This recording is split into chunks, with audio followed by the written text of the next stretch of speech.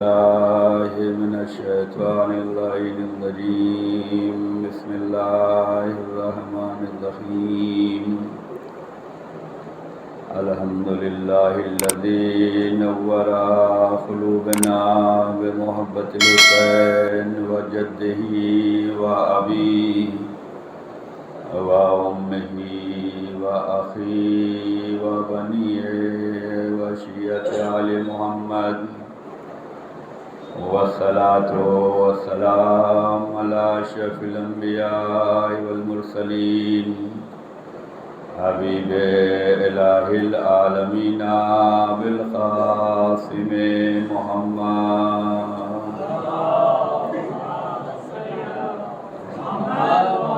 وعلى أهل بیت الطیبین الطاہرین المعصومین المظلومین. السلام علی الحسین وعلی علی بن الحسین وعلی اولاد الحسین وعلی اصحاب الحسین. لعن اللہ امة قتلتک ولعن اللہ امة ظلمتک ولعن اللہ امة سمیت بذلک فرضیت به. یا مولا یا عباد اللہ انی سلم لمن سالمکم وحرب لمن حاربکم وولی لمن والاکم وعدو لمن عاداکم الى یوم القیامہ. اما بعد فقد قال رسول اللہ صلی اللہ علیہ وآلہ وسلم انی تارک فیکم الثقلین کتاب اللہ وعترتی اہل بیتی ما ان تمسکتم بہما لن تضلوا بعدی. صلوات بر محمد علیہ.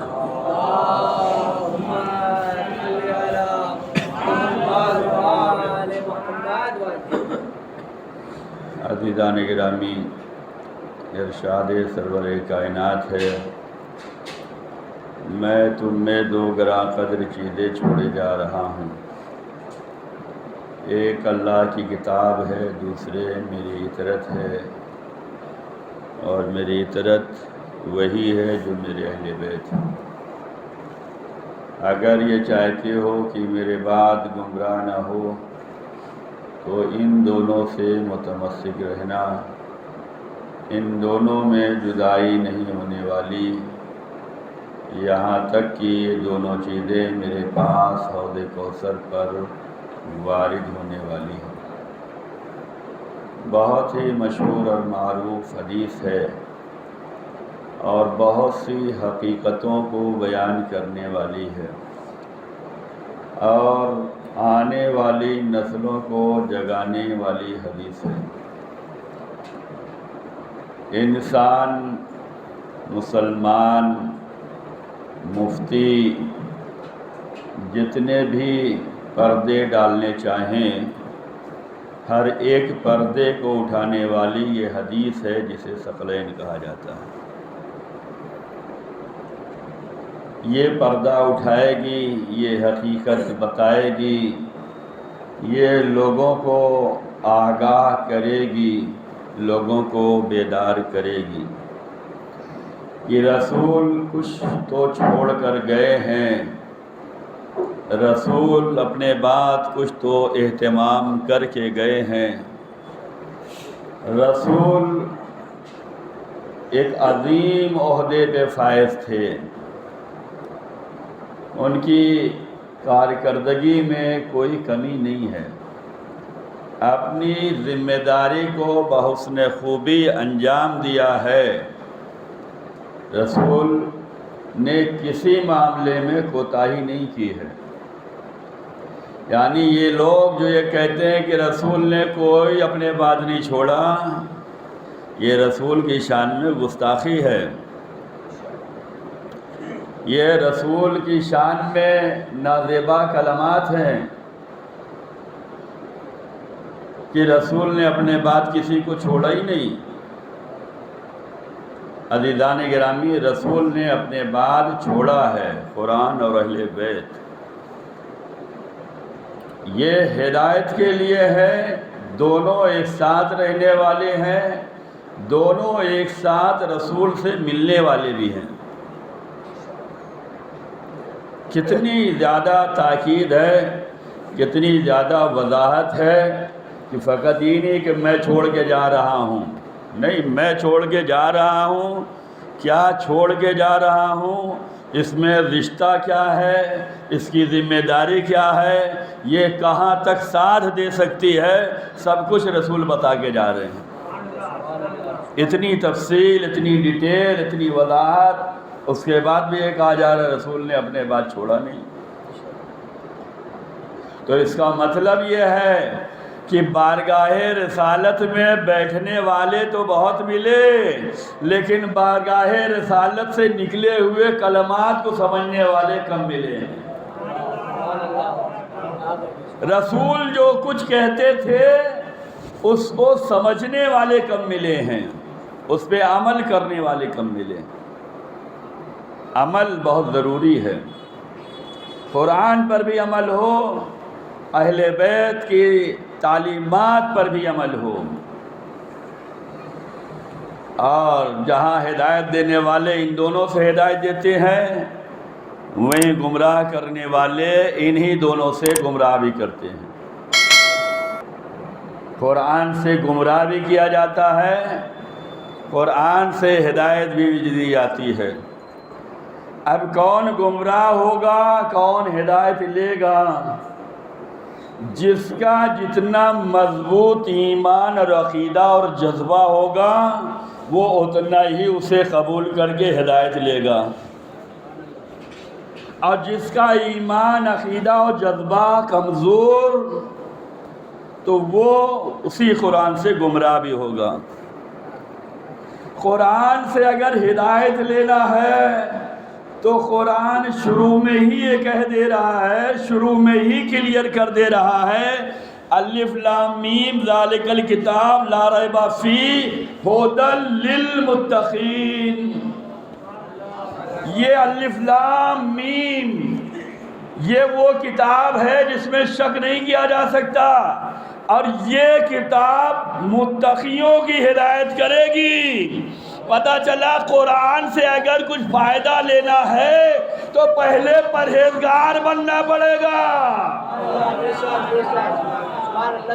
پرہیزگار بننا پڑے گا۔ ہر دور میں ایسے لوگ ملے ہیں جنہوں نے غلط استعمال کیا ہے، اپنے نام کے لیے، اپنی شہرت کے لیے، اپنی تعریف کے لیے۔ ایک بندہ تھا جس کا بہت چرچا ہے، یہ بہت نیک کام کرتا ہے، یہ غریبوں کو کھانا کھلاتا ہے، یہ غریبوں کی مدد کرتا ہے، بہت چرچا۔ امام کے کانوں میں بھی آواز گئی، امام نے دیکھا کیا کرتا ہے یہ۔ امام نے دیکھا کہ وہ ایک دکان پر گیا، سامان خرید رہا ہے اور پھر چوری کر لیا، خریدا اور ادھر کچھ نہیں، بعد میں رکھا اور ایک ادھر رکھ دیا، چل دیا۔ دوسری دکان پہ گیا، وہاں بھی مول بھاؤ، اس کے بعد ایک نظر سے چھپا کے یہاں رکھ لیا۔ تیسری دکان پہ گیا، وہاں بھی یہی حرکت۔ امام دیکھتے رہے، یہ تو بڑا نامی گرامی ہے، بڑا بندہ مومن ہے، بڑا نام ہے، بہت دان کرتا ہے، بہت کار خیر کرتا ہے۔ اور اس کے بعد امام دیکھتے رہ گئے، جو وہ 3 جگہوں سے چرایا اور اس کے بعد غریبوں میں لا کے اس نے بانٹ دیا۔ اب جب اس کا چرچا ہوا تو امام بیٹھے تھے، کہا بہت بڑا کار خیر کرتا ہے، بہت بڑا دانی ہے۔ امام نے کہا یہی؟ ہاں۔ کہا اس کی حقیقت جانتے ہو؟ یہ چور ہے۔ تو اس نے کہا آپ کون؟ کہا یہ امام وقت ہیں۔ بعض لوگ امام کو بھی پڑھانے کے لیے تیار ہیں، خود پڑھنے کے لیے تیار نہیں ہے، خود سمجھنے کے لیے تیار نہیں ہیں، خود سدھرنے کے لیے تیار نہیں ہیں، امام کو پڑھائیں گے۔ کہا آپ امام ہیں؟ کہا آپ نے قرآن نہیں پڑھا؟ کہا کیا؟ کہا قرآن میں لکھا ہوا ہے کہ ایک گناہ کرو گے تو 1 سزا، اور نیکی کرو گے تو 1 پہ 10۔ اگر ہم نے 3 جگہ سے چرایا ہے تو 3 گناہ کیا ہے، اور یہ بانٹا ہے تو نیکیاں کتنی ہو گئی؟ 27 تو آئی۔ اچھا عام بندے کے سامنے یہ ہو تو وہ بولے گا بھائی آپ تو بہت بڑے ہیں، آپ تو ہمارے ہاں چارٹرڈ اکاؤنٹ ہو جائیں، آپ سی اے ہو سکتے ہیں۔ امام نے سنا، اس کے بعد کہا اچھا تو نے قرآن پڑھ لیا لیکن تیری سمجھ میں قرآن نہیں آیا۔ کہا کیسے؟ کہا یہ سمجھ میں آ گیا کہ 1 گناہ کے بدلے 1 سزا ہے، 1 نیکی پہ کم از کم 10 ثواب ہے، یہ سمجھ میں آ گیا۔ کہا ہاں۔ کہا تو نے قرآن میں یہ نہیں پڑھا کہ اعمال فقط متقیوں کے قبول ہوتے ہیں؟ جب پرہیزگاری ہی نہیں ہے تو چوری چوری ہی رہے گی۔ ایک صلوات بر محمد علی محمد۔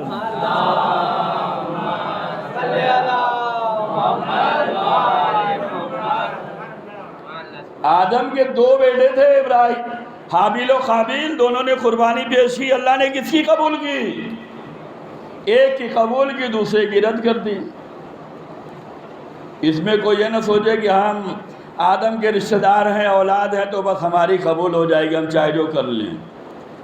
اللہ بتلا رہا ہے چاہے نبی زادے ہو چاہے خلیفہ زادے ہو، یہاں یہ چلنے والا نہیں ہے۔ اور جب نبی زادے اور خلیفہ زادے نہیں ہیں تو اور رشتے تو دور کی بات ہے۔ ایک صلوات بر محمد علی محمد۔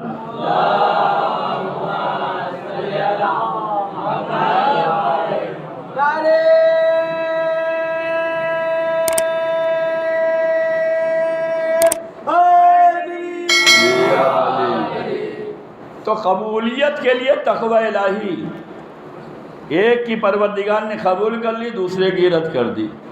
جس کے اندر تقوی الہی تھا، جس کے اندر پرہیزگاری تھا، جس کے اندر جذبہ ایمانی تھا، اس کی قبول کر لی۔ کہا یہ تمہارے 3 تو گناہ لکھے گئے، نیکی 1 بھی نہیں آئی ہے۔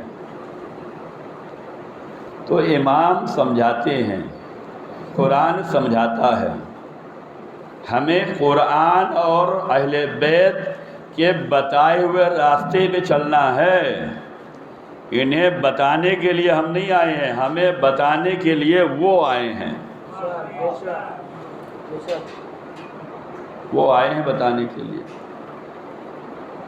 اور انہوں نے بتایا ہمیں تیار ہونے کی ضرورت ہے کہ ہم قبول کریں،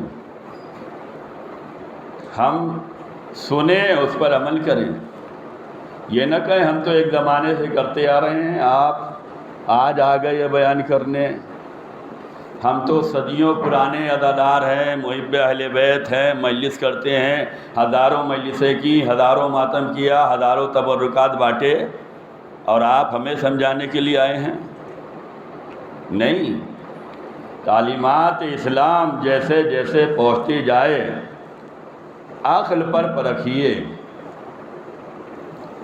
اور قرآن اور اہل بیت جو چاہ رہے ہیں وہ سے ہمیں کرنے کی ضرورت ہے، تب تو ہمیں کامیابی ہے۔ تو دونوں سے ہدایت بھی دی گئی ہے، دونوں سے لوگوں نے گمراہی بھی لی ہے۔ گمراہی لینے والوں کی بہت بڑی فوج ہے، بہت نامی گرامی ہیں، عہدے پہ ہیں، حکومت پہ ہیں، برسر روزگار ہیں، لیکن جو ہدایت لینے والے ہیں وہ بہت مختصر سے ہیں۔ ثابت قدمی، اپنے کو قرآن اور اہل بیت کی تعلیمات پہ چلانا بہت کم لوگ۔ ہمیں اپنے کو بدلنے کی ضرورت ہے۔ ہمیں کہاں بدلنا ہے؟ ہمیں قرآن اور اہل بیت کی تعلیم قبول کرنے میں بدلنا ہے۔ یہ نہ کہے کہ ہم صدیوں سے یہ کرتے آ رہے ہیں، ہم یہ نہیں کریں گے۔ نہیں، ہو سکتا ہے آپ تک وہ نہ پہنچا ہو سکتا ہے پہلے زمانے کے حالات کچھ رہے ہوں، اب کے حالات کچھ ہیں۔ پہلے اتنا انسان کے رسائی نہیں تھی، اتنی تعلیم نہیں تھی، اتنی تحقیق نہیں تھی، اب تحقیق ہو رہی ہے۔ انہی میں سے یہ ہے کہ ہم سنتے سنائے آئے کہ قرآن کی آیتیں 6666 ہیں۔ میں کئی سالوں سے ہر مجلس میں 2-3 سبجیکٹ تو ضرور لاتا ہوں۔ ایک حقیقت عاشور، یہ ان لوگوں کے لیے جو فضیلت عاشور بیان کرتے ہیں، اور دوسرا قرآن کریم کی آیتیں، اور پھر عزاداروں کو صفات قدمی کی دعوت۔ قرآن کی آیتیں ہم نے بھی اپنے کتابوں میں پڑھ رکھا تھا، بڑے بڑے بزرگوں نے، عالموں نے، جن کے نام چلتے تھے، انہوں نے بھی لکھا تھا، ہم بھی وہی رٹے ہوئے تھے، ہمیں بھی وہی حفظ تھا۔ لیکن الحمدللہ مومنین کی دعائیں، مولا کا کرم، شہزادی معصومہ قم کے طفیل میں ہم نے ہندوستان ہی نہیں باہر بھی خدمتیں انجام دی۔ افریقہ میں تھا، تنزانیہ میں، رمضان المبارک کا سیزن تھا۔ رمضان میں قرآن کا درس ہوتا تھا، اس درس کی تیاری کی جاتی تھی۔ جب تک آپ لوگ بیدار نہیں ہوں گے، جب تک آپ کا ذوق و شوق برقرار نہیں رہے گا، تب تک عالم منبر پہ آنے کے بعد وہی پڑھے گا جو سنا سنایا ہے۔ اور جہاں آپ کے اندر تحقیقی جذبہ آئے گا، بیداری آئے گی کہ وضو کیسے کیا جاتا ہے، وضو کرنے کا ثواب کیا ہے، وضو تو ہم کرتے رہتے ہیں اور اضافہ کیسے چاہیے، تلاوت تو کرتے رہتے ہیں اور ثواب کیسے چاہیے، نماز تو پڑھتے رہتے ہیں، نماز میں اور ثواب کیسے چاہیے، جب تک آپ کی طرف سے جذبہ نہیں آئے گا تب تک عالم وہی کام کرتا رہے گا۔ آپ سوال لائیں گے تو یہ تحقیق کرے گا، آپ چاہیں گے تو آپ کا عالم محنت کرے گا، ورنہ مصلی پہ آیا، نماز پڑھایا، چلا گیا۔ تو اب پرانے زمانے میں ہوتا تھا کہ عالم سے لوگ ڈرتے تھے، کہ ان کا احترام اتنا تھا کہ بات کرنے کے لیے کوئی تیاری نہیں ہوتا تھا۔ ارے ان سے بات نہیں کرنا، گناہ ملے گا، یہ ملے گا، وہ بیچارہ ڈر کے پیچھے ہی رہتا تھا۔ آج الحمدللہ عالم اور عوام کے درمیان یہ گیپ کم ہو گیا ہے۔ یہ گیپ کب ختم ہوتا ہے؟ جب ایک دوسرے سے قریب ہوتے ہیں، اور جب قریب ہوتے ہیں تو اپنے سوال و جواب رکھتے ہیں، اپنے شبہات رکھتے ہیں، اپنے دل و دماغ میں اٹھنے والے سوال پوچھتے ہیں کہ ہمارے دل و دماغ میں یہ آ رہا ہے۔ اور آج یہ زیادہ ضرورت ہے۔ آج نیٹ کا زمانہ ہے، ہر انسان آزاد ہے۔ دل دکھتا ہے جب آپ نیٹ پر دیکھیں گے کہ کتنی گستاخیاں کی جا رہی ہیں رسول اور آل رسول کے خلاف، قرآن کے خلاف، اسلام کے خلاف۔ دل دکھتا ہے۔ کیوں؟ یہ اسی وجہ سے ہے کہ ان کے صحیح جواب نہیں دیے گئے۔ کتابوں میں جو لکھا تھا بس وہی سنا سنایا رہتا تھا، اسی کو بہانہ لے کر سلمان رشدی نے بھی کتاب لکھی ہے، اور آج تمام یوٹیوب پہ جو چینل چل رہے ہیں اسلام کے خلاف وہ یہی سب پیش کر رہے ہیں۔ اس میں ایک مثال کہ رسول کی چہیتی بیوی جو ہے، ان کی ایج کو لے کر آج مسئلہ بنا ہوا ہے، اور اسی کو بہانہ لے کر یوٹیوب پہ سب جو ہے اسلام اور نبی کی شان میں گستاخی کی جا رہی ہے۔ دل دکھتا ہے۔ یہ اگر سوال و جواب کا سلسلہ رہتا تو یہ نوبت نہ آتی۔ عوام اپنے علماء سے متمسک رہتے تو یہ نوبت نہ آتی۔ تو عرض یہ کر رہا تھا کہ تحقیق کر رہا تھا، رمضان کا درس دینا تھا، کتاب کا مطالعہ کر رہا تھا، اسی وقت ایک حدیث میرے مولا اور آقا حضرت امیر المومنین علی ابن ابی طالب علیہ السلام کی گزری۔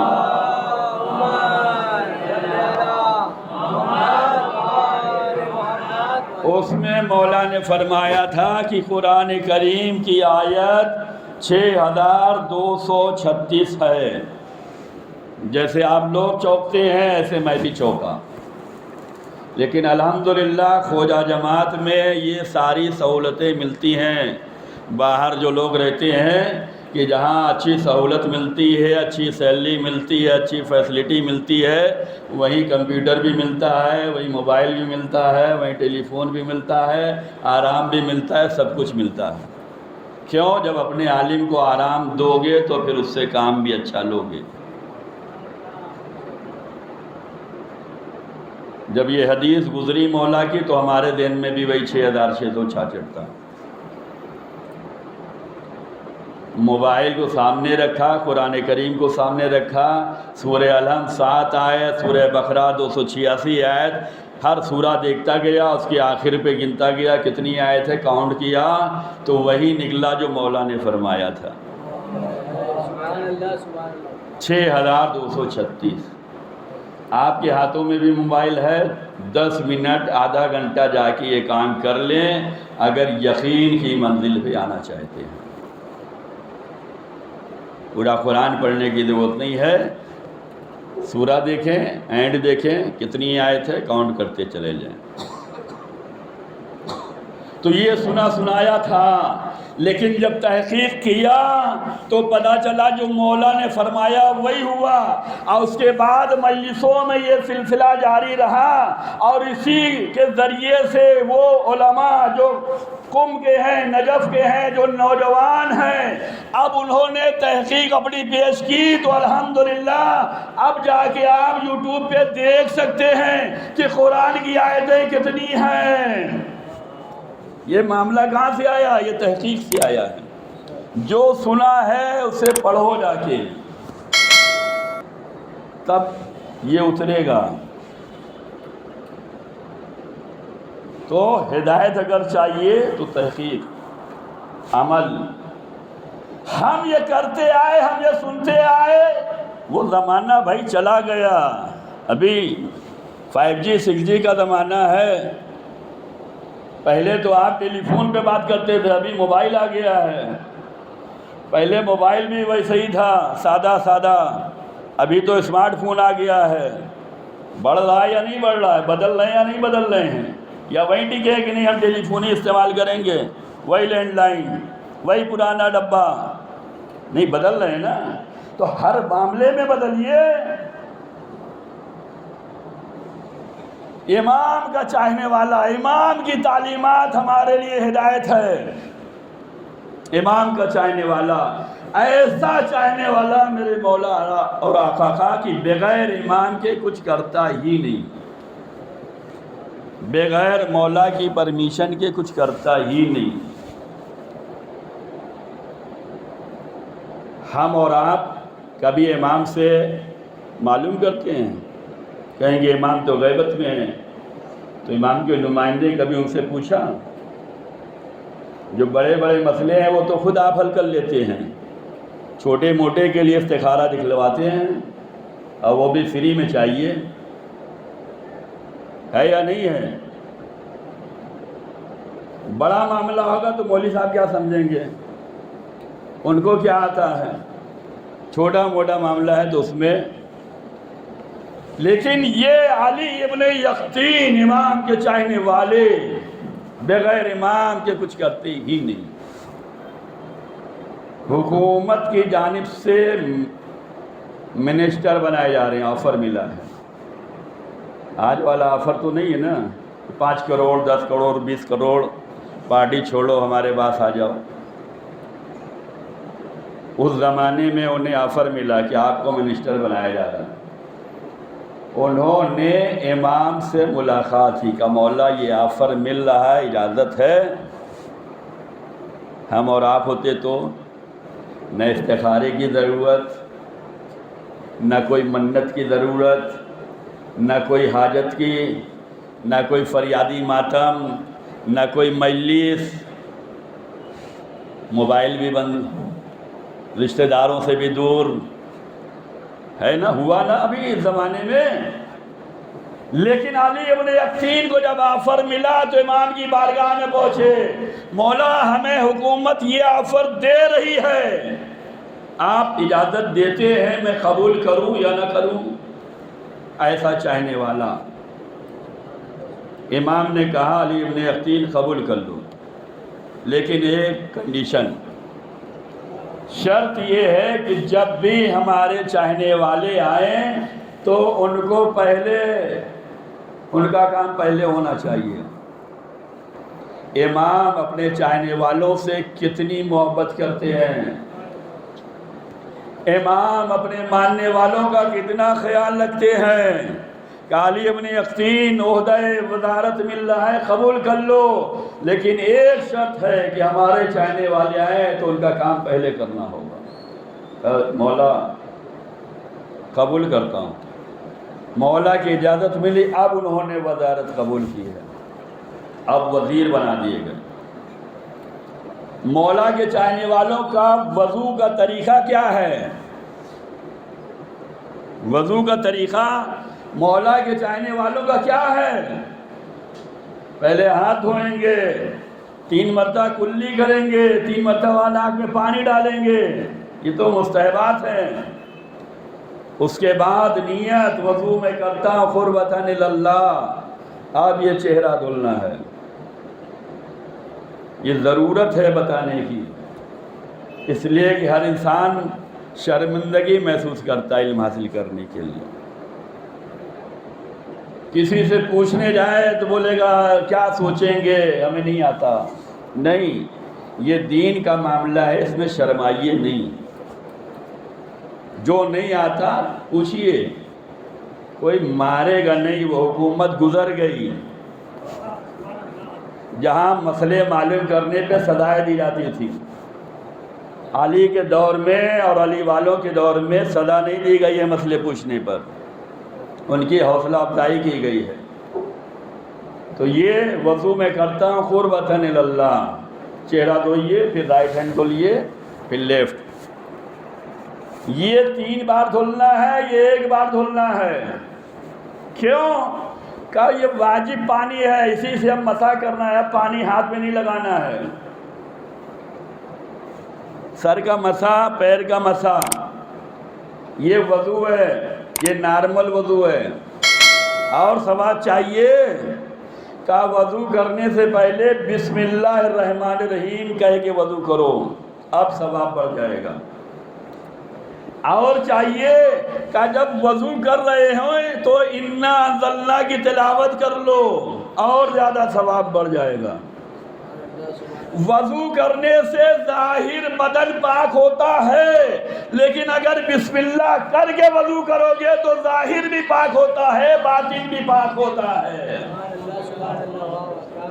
تو وضو امام والے کیسے کرتے ہیں؟ ایسے ہی، لیکن جو امام کے راستے پہ نہیں ہے وہ کیسے کرتے ہیں؟ ان کا ہر کام الٹا ہی ہوتا ہے، ہم ایسے دھلیں گے تو وہ ایسے دھلیں گے، ہم ایسے مسح کریں گے تو وہ ایسے مسح کریں گے، ہے یا نہیں ہے؟ علی ابن یقین امام کے چاہنے والے تھے، وہ ایسے ہی وضو کرتے تھے۔ درباریوں نے دیکھا کہ یہ امام کا چاہنے والا، اسے وزارت ملی ہے، ان کی شکایت حاکم تک پہنچائی، کسے وزیر بنا دیا؟ یہ تو اپنے مسلک پہ ہے ہی نہیں، وہ تو اپنا ہے ہی نہیں، یہ تو اہل بیت کے طریقے پہ چلنے والا ہے۔ اب حاکم نے کہا اچھا ہم دیکھیں گے۔ اب حاکم میں وقت یہ دیکھنا چاہ رہا کہ علی ابن یقین وضو کیسے کرتے ہیں، آیا اس طریقے سے کرتے ہیں جو اہل بیت کا طریقہ ہے، یا اس طریقے میں کرتے ہیں جو سرکاری طریقہ ہے۔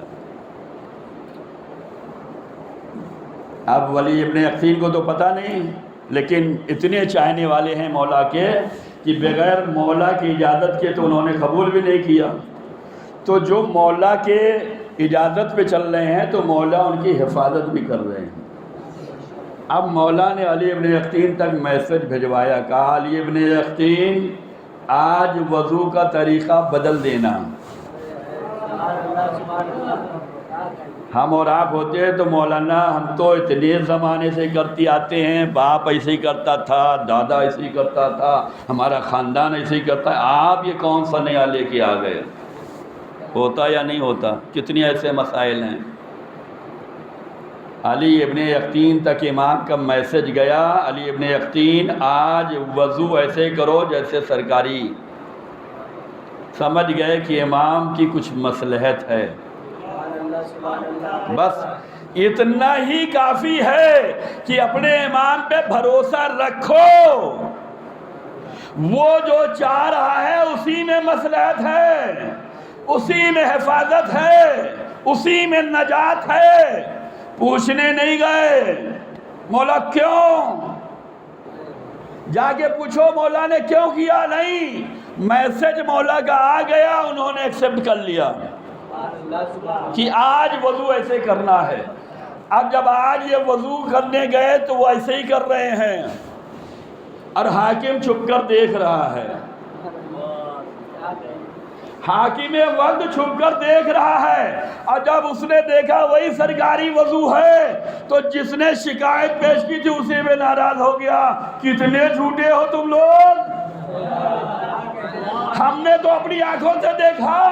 اب جب معاملہ پلٹ گیا تو امام کا دوسرا میسج آیا، علی ابن یقین وضو ایسے کرو جیسے ہم کرتے ہیں۔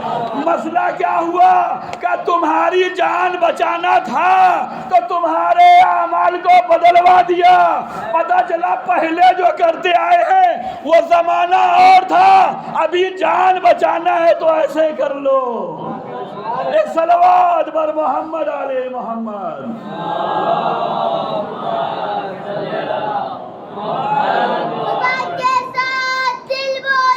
علی مولا علی مولا، کبھی بولی فلک بولا، علی مولا علی مولا، ستارہ ٹوٹ کر بولا، علی مولا علی مولا، فرشتے اور پر بولے، علی مولا علی مولا، لگے جب حیدری نعرہ، علی مولا علی مولا،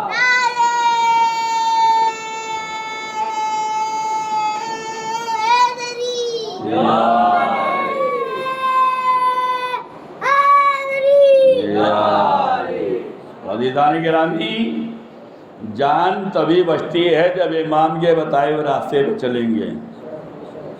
امام کے راستے پہ چلیں گے تبھی تقویٰ و پرہیزگاری آئے گی، اور جب تقویٰ و پرہیزگاری ہوگی تبھی اعمال قبول ہوں گے، ورنہ آپ محنت کرتے رہیں، اگر امام کے اشارے پہ نہیں ہے، امام کی تعلیمات پہ نہیں ہے تو آپ کرتے رہیں، اور جب جزا کی بات آئے گی، ثواب کی بات، تو اگر امام نے پوچھ لیا کہ ہمارے راستے پہ تو ہے ہی نہیں تو پھر کیا ہوگا؟ کفِ افسوس، مولا ہم نے تو ثواب کے لیے کیا ہے، کہا ہمارے بتائے ہوئے راستے پہ تھوڑی کیا ہے، کیا کہیں گے؟ تو قرآن اور اہل بیت سے وابستہ رہیں۔ امام اپنے چاہنے والوں سے اتنا محبت کرتے ہیں، اتنا محبت کرتے ہیں کہ اتنا کوئی محبت نہیں کرتا ہوگا۔ وہ علی ابن یقین جو امام کی اجازت کے بغیر روحدہ نہیں قبول کر رہے ہیں، انہی علی ابن یقین کو امام نے سزا بھی دی ہے۔ بہت سی سزائیں ہم بھی جھیل رہے ہیں، آپ بھی جھیل رہے ہیں، لیکن ہم سب کو احساس نہیں ہوتا۔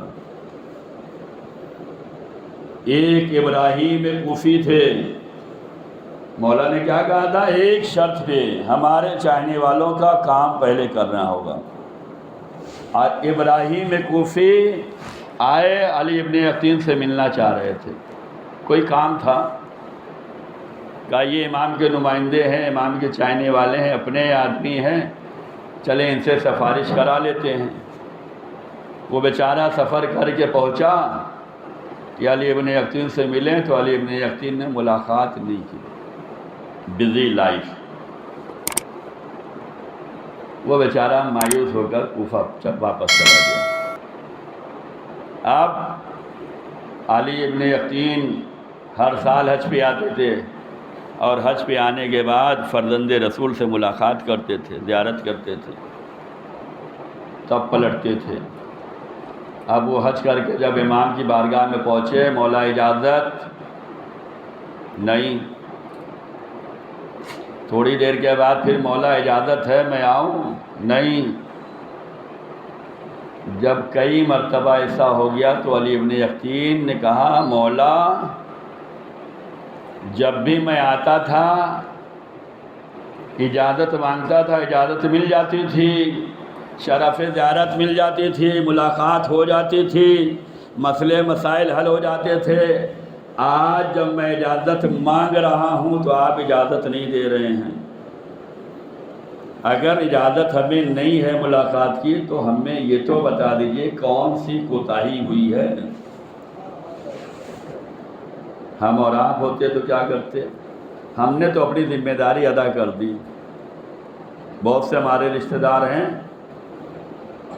جن سے ہمارے تعلقات اچھے نہیں ہیں، آپ جا کے ملیے، بس ہم نے ذمہ داری ادا کر لی۔ ایک میسج کر دیا، جواب نہیں دیا تو ہم کیا کریں؟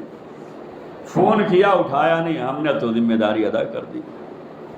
ہم گئے دروازے پہ، ڈور بیل بجائی، انہوں نے کھولا ہی نہیں، ہم کیا کریں؟ میسج تو بھیجوایا، رپلائی آیا نہیں، ہم کیا کریں؟ ہم نے ذمہ داری ادا کر دی۔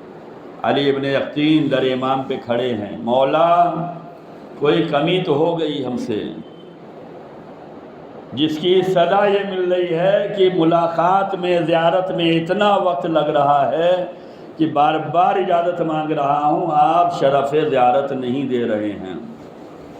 کہ مولا وہ کوتاہی تو بتا دیں، وہ ہماری کمی تو بتا دیں، وہ ہمارا گناہ تو بتا دیں۔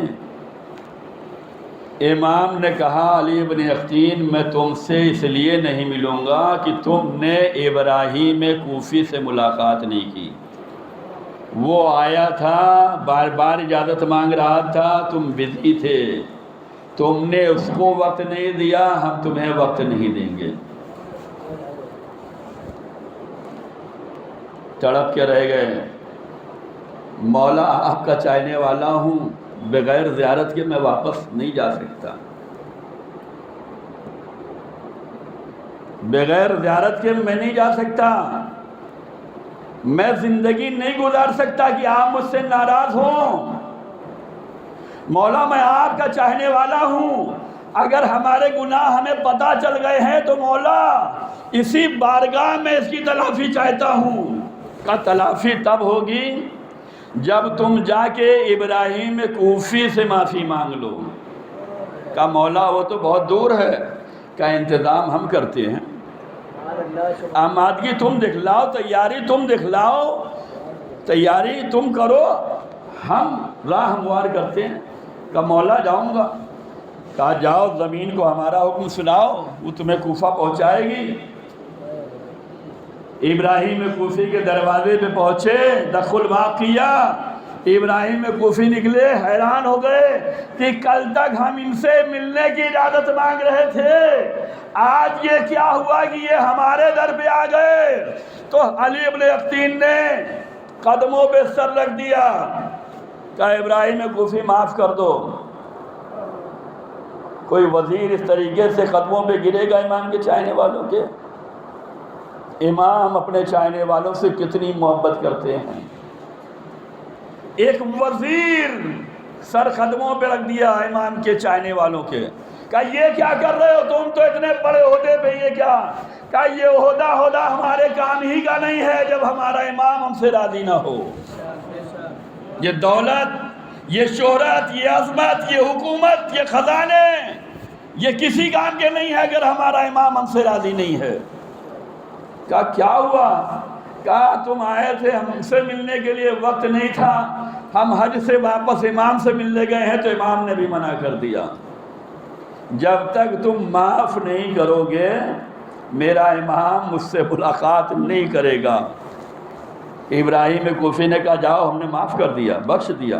کہا ایسے نہیں، اپنے جوتے ہمارے رخسار پہ رگڑو، کچھ داغ لے کر جائیں، کچھ نشان لے کر جائیں، اور اس کے بعد جب یہی علی ابن یقین امام کی بارگاہ میں پہنچے، کہا مولا میں نے اس سے معافی مانگ لی۔ امام نے انہیں گلے لگا لیا۔ امام اپنے چاہنے والوں سے کتنی محبت کرتے ہیں، اگر ان کی راہ پہ چلو، اس کے لیے حوصلہ چاہیے۔ بس عزیزان گرامی، اسی حوصلے کا نام یہ عزاداری ہے، اسی حوصلے کا نام یہ گریہ ہے، یہ ماتم ہے، یہ مجلس ہے، یہ سود و سلام، یہ ذاکری، یہ خطابت، یہ فرش ادا، یہ سبیل، یہ تبرک، یہ نظر و نیاز، سب اسی جذبے کا نام ہے کہ نام حسین پہ ہم سب کرنے کے لیے تیار ہیں۔ وقت دینا ہے تو نام حسین پہ دیں گے، حاضری دینا ہے تو نام حسین پہ دیں گے، دولت دینی ہے تو نام حسین پہ دیں گے، کسی کا ساتھ دینا ہے تو نام حسین پہ دیں گے، اس لیے کہ مولا حسین نے بڑی قربانی دی ہے۔ عزادارو، مولا حسین نے کتنی بڑی قربانی دی ہے، اس کا احساس سید سجاد پوری زندگی امت کو دلاتے رہے۔ 35 سال سید سجاد زندہ رہے، دن ہے تو رونا، رات ہے تو رونا، بازاروں سے گزرتے ہیں تو روتے ہیں، گھر میں ہے تو روتے ہیں، کھانا آتا ہے تو روتے ہیں، پانی آتا ہے تو روتے ہیں، نماز پڑھتے ہیں تو روتے ہیں، لیکن اسی کے ساتھ ساتھ رات کی تاریکی میں پشت پہ غلے لاد کر غریبوں تک پہنچاتے بھی ہیں۔ میرے چاہنے والوں، میرے بابا کے ماننے والوں، کسی منزل میں پریشان نہ ہونا، امام وقت ہے تمہاری نگہبانی کے لیے۔ سید سجاد یہ خدمتیں انجام دے رہے ہیں، مسلسل گریہ ہے، مسلسل یاد کربلا ہے۔ ہائے بابا، کربلا والوں کی پیاس، اسی لیے تو کہا گیا ہے جب بھی پانی پیو تو حسین کی پیاس کو یاد کرو۔ یہ حسین کی پیاس کو یاد کر لینا اتنا ثواب رکھتا ہے تاکہ تم حسین سے قریب تو رہو، مولا حسین کی یاد تو تمہارے دل و دماغ میں رہے۔ کتنا پیاسا، کتنا بھوکا، کتنا ستایا گیا، کتنا رلایا گیا، کتنا تڑپایا گیا، کتنے تیر مارے گئے، کتنی تلوار لگی۔ سید سجاد فرماتے ہیں کہ میرے بابا کے جسم پہ اتنے زخم لگے تھے کہ اگر انگوٹھی اتاری جائے تو یہاں پہ بھی زخم ہوگا، کوئی بدن ایسا نہیں تھا جہاں پہ زخم نہ لگا ہو۔ عزادارو، بابا کے لاشے پہ دل کھول کے رونے بھی نہ دیا گیا ہے، اس طریقے سے گزارا گیا ہے جیسے کوئی لگتا ہی نہ ہو۔ عزادارو، یہ غم سید سجاد 35 سال تک روتے رہے، اور جب وقت آخر آیا تو اس کا اظہار فرمایا۔ آخر وقت بھی سید سجاد امام حسین کو یاد کرتے ہوئے گئے کہ میرے بابا کا لاشا کربلا کے میدان میں جلتی زمین پہ پڑا رہا، اے بیٹا باقر مجھے زمین پہ لٹال دو۔ وقت آخر بھی اپنے بابا کی یاد میں گئے ہیں۔ عزادارو، یہ سجاد دنیا سے جا رہے ہیں، رخصت ہو رہے ہیں۔ ہمیشہ کا رونے والا آج جو ہے اس دنیا سے جا رہا ہے، اور اس دنیا سے گیا لیکن سارے اہتمام کر کے گیا۔ اے بیٹا عزاداری برقرار رہنا، اے بیٹا عزادار بن کے رہنا، میرے بابا کو یاد کرتے رہنا۔ اے عزادارو، جنازہ اٹھا لیکن لیکن لاش سجاد سے آواز آتی رہی، اے بابا آپ کا جنازہ کئی روز کے بعد دفنایا گیا، لیکن میرے بچوں کے ہاتھ کھلے ہوئے ہیں، آپ کے بچوں کے ہاتھ بندھے ہوئے تھے بابا۔ سید سجاد کو جنت البقیع میں دفن کر دیا گیا، لیکن مظلومیت سجاد آج بھی برقرار ہے۔ مولا عباس کا شاندار روضہ ملے گا، مولا حسین کا شاندار روضہ ملے گا، مولا رضا کا شاندار روضہ ملے گا، مولا علی کا شاندار روضہ ملے گا۔